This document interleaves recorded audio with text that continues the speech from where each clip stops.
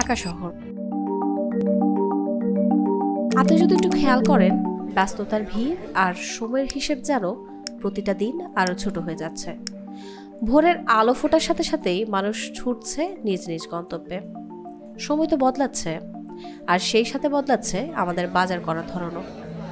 একসময় সকালে বাজারে না গেলে বাসায় রান্নাই হতো না। বাজার মানে ছিল কাঁচা বাজারে যাওয়া, ভিড় ঠেলে দরদাম করে বাসায় ফিরতে ফিরতে ঘেমে ক্লান্ত হয়ে পড়া।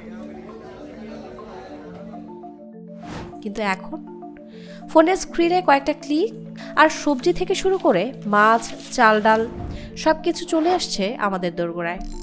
এটা কিন্তু শুধু শহরের জীবনের সুবিধা নয়, এটা বাংলাদেশের খুচরা বাজার ব্যবস্থার নতুন বিপ্লবের চিত্র।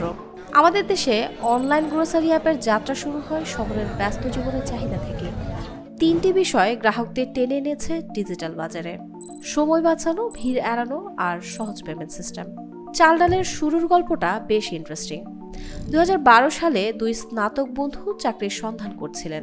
তাদের মধ্যে জিয়া আশরাফ ভাগ্যক্রমে চাকরি পান একটি পোশাক কারখানায় হেড অফ অপারেশনস হিসেবে। কিন্তু শ্রমিকদের জীবনমান দেখে তিনি তাদের জন্য কিছু করার তাগিদ অনুভব করেন, আর তখনই তিনি ব্যবসা করতে চান, যা কর্মসংস্থান তৈরি করবে আর মানুষের জীবন সহজ করবে। অন্যদিকে ওয়াসিম তখন যুক্তরাষ্ট্রের পেনসিলভেনিয়া বিশ্ববিদ্যালয় থেকে গ্র্যাজুয়েট হয়ে একটি ফাইন্যান্সিয়াল মার্কেট টেকনোলজি প্রতিষ্ঠানে কাজ করছিলেন। তবে নিজ দেশের জন্য কিছু করার তাগিদ তার মধ্যে সবসময় ছিল। শুরুতে জিয়া আশরাফ গার্মেন্টস ব্যবসা করার সিদ্ধান্ত নিলেও 2013 সালের রানা প্লাজার ভয়াবহ দুর্ঘটনার পর তারা সিদ্ধান্ত থেকে পিছু হটেন। অবশেষে বন্ধু ওয়াসিমকে নিয়ে 2013 সালে চাল ডাল নামের একটি নতুন উদ্যোগ জন্ম নেয়। চাল ডালের লোগো ডিজাইন নিয়েও বেশ মজার এক ঘটনা রয়েছে।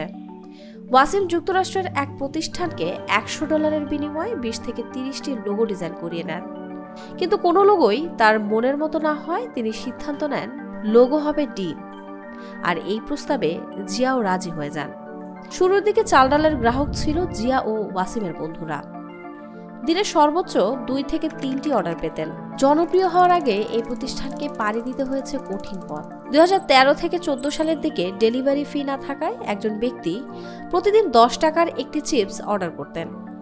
এভাবে 1 মাস টানা একই অর্ডার দেওয়ার পর জিয়া আশরাফ তাকে ফোন করেন, জানতে চান কেন তিনি প্রতিদিন 10 টাকার একটি চিপস অর্ডার দেন। তিনি চাইলেই একসাথে অনেকগুলো চিপস অর্ডার দিতে পারেন। সে সময় গ্রাহক বলেন তিনি আসলে দেখতে চান কতদিন চাল ডাল আসলে ফ্রি অর্ডার অব্যাহত রাখে। তারপর হঠাৎই একদিন সেই গ্রাহকই 10,000 টাকার মুদির পণ্য অর্ডার দেন। এটি ছিল প্রথম গ্রাহকের কাছ থেকে ফ্রি ডেলিভারি টেস্ট পাশ করার স্বীকৃতি। এরপর থেকে প্রতিষ্ঠানটিকে আর কখনো পেছনে ফিরে তাকাতে হয়নি। বর্তমানে চাল ডালে প্রায় 2,800 কর্মী কাজ করেন। প্রতিদিন তাদের 10,000-এর বেশি অর্ডার আসে। চাল ডালে গড়ে প্রতিদিন 1 কোটি টাকার বিক্রি হয়। চাল ডালের সাফল্য দেখে অনেকেই অনুপ্রাণিত হয়েছেন। নতুন অনেক উদ্যোক্তা বাজারে এসেছেন। দেশে ই-কমার্স খাতের নতুন দ্বার উন্মোচন হয়েছে, যেমন খাস ফুড, যারা শুধু গ্রোসারি নয়, স্বাস্থ্যসম্মত ও অর্গানিক পণ্যে ফোকাস করছে। এই বিচিত্র উদ্যোগগুলো গ্রাহকদের সামনে আরও অপশন খুলে দিয়েছে। 2020 সালের কোভিড-19 মহামারী অনলাইন গ্রোসারি অ্যাপের জন্য ছিল এক টার্নিং পয়েন্ট।